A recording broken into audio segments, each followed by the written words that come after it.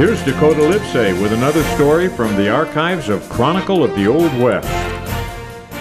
You may think I'm crazy, but back in the 1860s, the United States was ruled over by an emperor. That's right, an emperor. But then again, the people back then didn't know it either. On January 8, 1880, Emperor Norton, Emperor of the United States and Protector of Mexico, died. Nearly 10,000 people attended his funeral.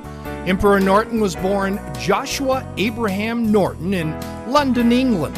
Coming to San Francisco at the age of 31 with $40,000, he invested in real estate and accumulated a small fortune.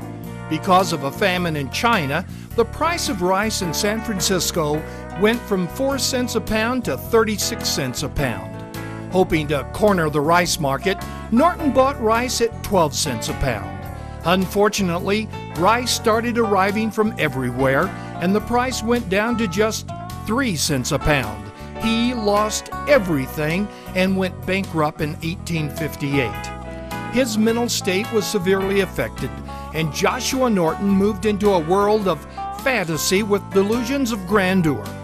In 1856, he declared himself as Norton I, Emperor of the United States.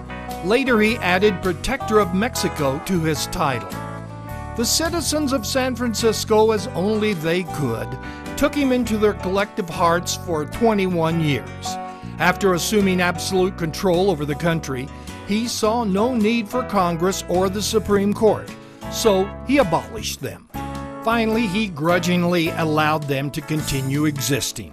And at the beginning of the Civil War, he even fired both Abraham Lincoln and Jefferson Davis.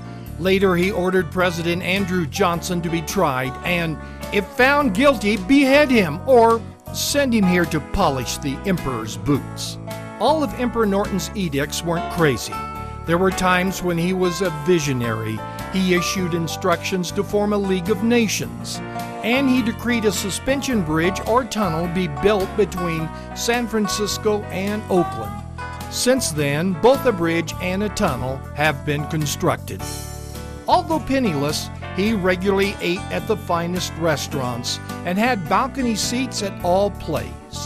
On the evening of January 8, 1880, Emperor Norton collapsed on California Street and died before he could be transported to the hospital. The next day, the San Francisco Call had this headline: Norton I, by the grace of God, Emperor of these United States and Protector of Mexico, departed this life.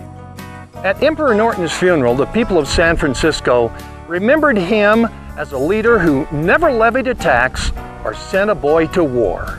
I'm Dakota Livesay. Thanks, Dakota. For more information, visit fortheoldwest.com.